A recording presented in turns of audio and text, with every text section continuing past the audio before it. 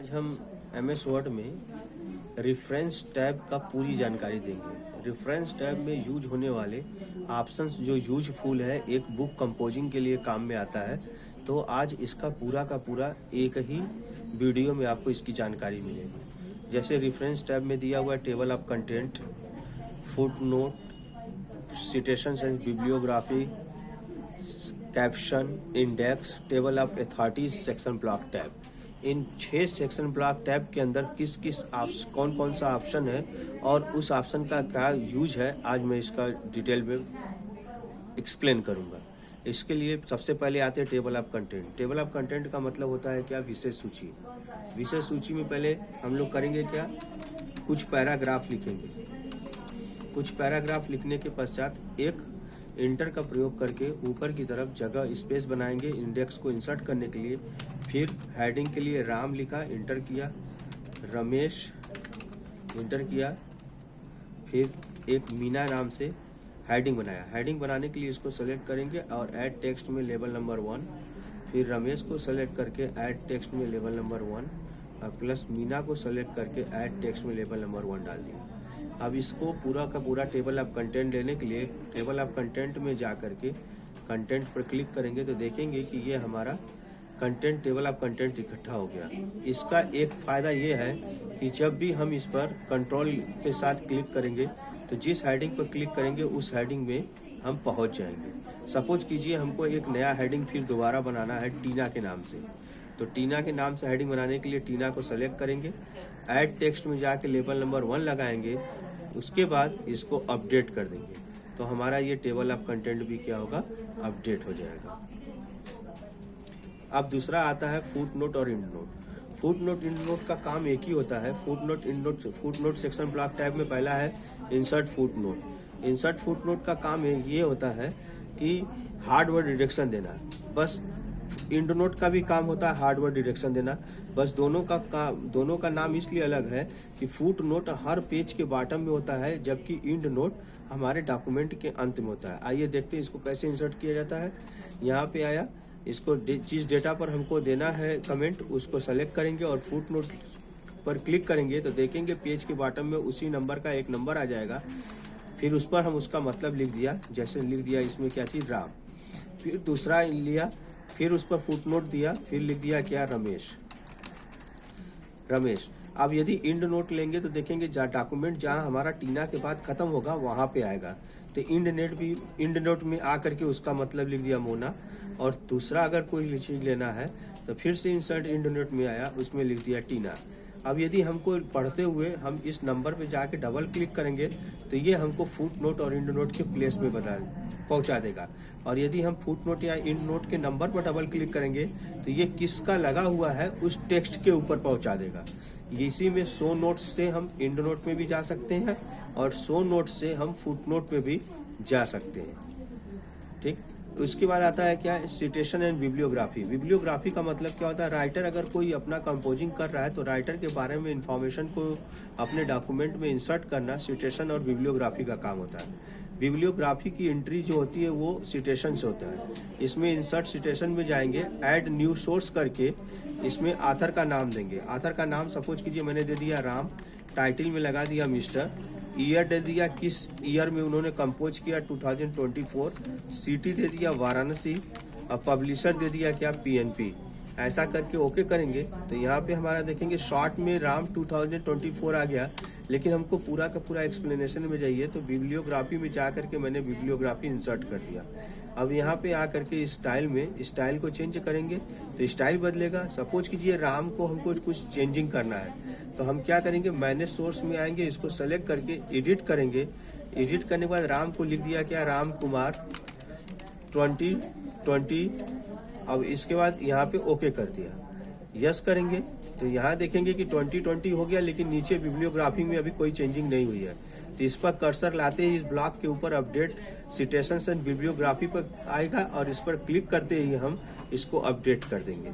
और इसका स्टाइल अगर चेंज करना है तो यहाँ स्टाइल से इसके स्टाइल को चेंज कर देंगे। ठीक है, इसके बाद अगला आता है हमारा कैप्शन। कैप्शन में पहला क्या चाहिए? Insert caption. कैप्शन का काम क्या होता है कि जब हम बुक की कंपोजिंग करते हैं तो कभी बुक में फिगर की भी आवश्यकता पड़ती है। इससे हम क्या करते हैं, फिगर को इंसर्ट कर लिया, फिगर को इंसर्ट कर लेंगे। फिगर को इंसर्ट करने के बाद रेफरेंस में आएंगे, उसमें कैप्शन को सेलेक्ट करके फिगर नंबर 1 लगा दिया। फिर इंसर्ट में आया, फिर इंसर्ट में आकर के दूसरा फिगर लिया और इसके ऊपर फिगर नंबर 2 लगा लिया। ठीक है, इसके बाद इसको फिगर नंबर 2 लगा दिया। अब हम चाहते हैं कि इस फिगर का हम टेबल ऑफ कंटेंट इसको क्या करें, इंसर्ट कर दें। यहाँ से टेबल ऑफ कंटेंट इंसर्ट किया। अगर हम चाहते हैं कि एक और फिगर ले तो तीसरा फिगर भी हम इंसर्ट से जा करके पिक्चर में आ करके यहाँ से आया और इसको ले लिया और इसको भी पुनः रेफरेंस में जाके इंसर्ट कैप्शन करके फिगर नंबर 3 कर दिया। फिर यहाँ से आ करके हमने अपडेट टेबल किया तो ये फिगर भी क्या हो गया, अपडेट हो जाएगा। अब जिस फिगर पर जाना है उस फिगर पर हम कंट्रोल के साथ क्लिक करके जा सकते हैं। अब आता है इसमें एक बहुत ही इंपॉर्टेंट टॉपिक है क्रॉस रेफरेंस, जो कि बहुत ही ज़्यादा यूज होता है। इसका यूज बहुत अच्छे से करिए, जानिए, तो इसका आप यूज अपने भी रूटीन में ले सकते हैं। जैसे अगर हम इस डॉक्यूमेंट में foot note, and note, caption, bibliography सब कुछ मैंने इंसर्ट कर दिया, लेकिन हमको अगर किसी एक पर्टिकुलर ऑप्शन पे जाना होगा तो हमको खोजना पड़ेगा कि हमारा फिगर कहाँ है, हमारा फुट नोट कहाँ है, एंड नोट कहाँ है। तो इन सभी को एक साथ इकट्ठा करने के लिए हम रेफरेंस टाइप के क्रॉस रेफरेंस का यूज करते हैं। कैसे, जैसे क्रॉस रेफरेंस का यूज करने के लिए हम क्रॉस रेफरेंस पे जाएंगे। फिर इंसर्ट किए गए जितने भी हमको एनोटेशंस होंगे, रेफरेंस होंगे, इसमें नजर आएंगे। तो पहले हमने फुट नोट को इंसर्ट कर लिया, फिर इसको सेलेक्ट करके दोनों फुट नोट इंसर्ट हो गया। फिर दोबारा मैं गया, एंड नोट को लिया और दोनों एंड नोट को इंसर्ट कर लिया।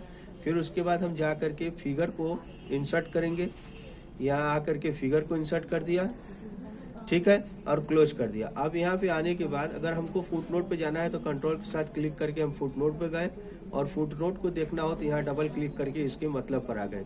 इसी तरह अगर किसी पर्टिकुलर फिगर पे जाना है तो हम क्रॉस रेफरेंस में इंसर्ट किए गए फिगर्स पर क्लिक करके उस फिगर पे भी जा सकते हैं। इसका अगला एक मेन टॉपिक आता है मार्क एंट्री। मार्क एंट्री को भी हम लोग देखते हैं।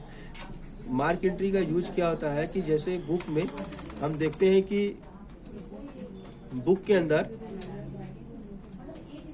कई सारे नाम से टॉपिक बने होते हैं। जैसे डिक्शनरी वगैरह ओपन करना होता है तो हम देखते हैं अल्फ़ाबेटिकल वाइज में ये अरेंज रहता है, ए अल्फ़ाबेटिकल एक साथ, बी अल्फ़ाबेटिकल एक साथ। तो उसी तरह मार्क एंट्री का भी यूज करके हम इसको बना सकते हैं। जैसे आइए एग्जांपल से देखते हैं। जैसे राम, रमेश,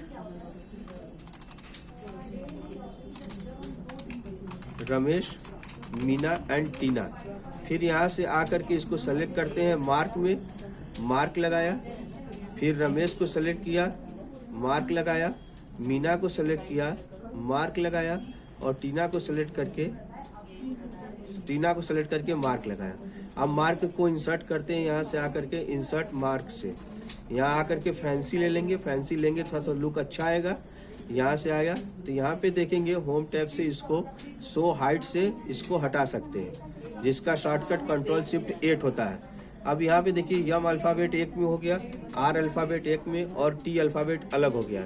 लेकिन अगर कोई दूसरा हमको इंसर्ट करना हो, मान लीजिए TINKU टिंकू इंसर्ट करना है, तो यहाँ से सेलेक्ट करके मैंने क्या कर दिया, मार्क में गया और इसको मार्किंग करके ओके कर दिया, और इसमें आ करके इसको अपडेट करेंगे तो टिंकू भी इसमें क्या होगा, अपडेट हो जाएगा। फिर इसको हटाने के लिए हम कंट्रोल शिफ्ट 8 का यूज करके इसके हाइड एरिया को हटा सकते हैं, नॉन प्रिंटिंग एरिया को हटा सकते हैं।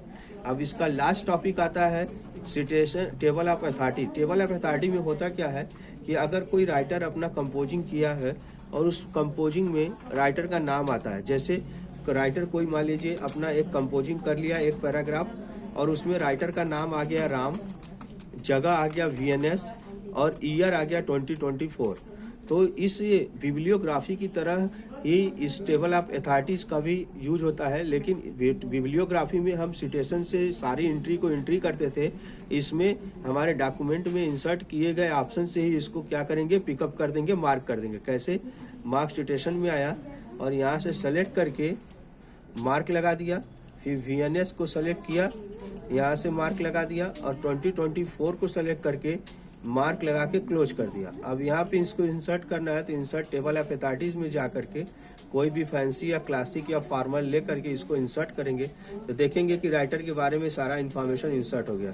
लेकिन इसमें भी अगर हमको अपडेट करना है कोई चीज़, मान लीजिए हमको VOL वॉल्यूम लेवल हमको 2 इंसर्ट करना है तो इसको सेलेक्ट करेंगे, मार्क में जा करके मार्किंग लगाएंगे और फिर अपडेट में आ करके इसको जैसे ही हम अपडेट करेंगे तो हमारा VOL आ जाएगा और प्लस कंट्रोल शिफ्ट 8 के द्वारा इसको हम हटा सकते हैं। अब मैं आशा करता हूं कि आप इसकी सहायता से आप रेफरेंस टैब को अच्छे से समझ जाएंगे और अपना रेफरेंस टैब में अपने आप को परफेक्ट कर लेंगे। Thank you for watching.